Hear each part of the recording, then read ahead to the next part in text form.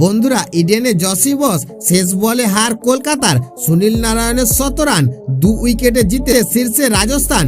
বন্ধুরা আপনারা যদি দেখতে চান ইডেনে জসে কিভাবে বস হলো, তাহলে ভিডিওটি লাস্ট অবধি দেখতে হবে, চ্যানেলটিকে সাবস্ক্রাইব করতে হবে, একটি লাইক দিতে হবে এবং নোটিফিকেশন বেল আইকন দাবাতে হবে। টস জিতে প্রথমে বল করার সিদ্ধান্ত নেন রাজস্থানের অধিনায়ক সঞ্জু স্যামসন। কলকাতা প্রথমে ব্যাট করে 6 উইকেট হারিয়ে 20 ওভারে 223 রান করে।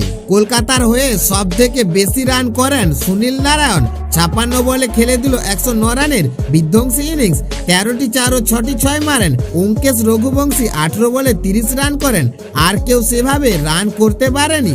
রাজস্থানের হয়ে 2টি করে উইকেট নেন আবেশ খান ও কেসান। বন্ধুরা জবাবে রান তাড়া করতে নেমে প্রথম থেকে বড় শট খেলতে শুরু করেন যশস্বী জসওয়াল, 9 বলে 19 রান করেন। রেয়ান পারাগ 14 বলে 30 রান করেন, আর কেউ সেভাবে রান করতে পারেনি। তারপর জস বাটলার ওপেনিং থেকে একাদমে দলকে টেনে নিয়ে যায়। শেষ 3 ওভারে রাজস্থানের জিততে দরকার ছিল 46 রান। বাটলারের ওপর সব নির্ভর করছিল। 19তম ওভারে 19 রান নিলেন বাটলার, তিনি একাই খেলা কেকেআরের হাত থেকে নিয়ে গেলেন। বন্ধুরা শেষ ওভারে ম্যাচ জিততে 9 রান দরকার ছিল রাজস্থানের, সেটাই করে দেখালেন বাটলার। আরো একবার ছক্কা মেরে 17 রান করে শেষ পর্যন্ত টিকে থেকে ম্যাচ জিতালেন তিনি।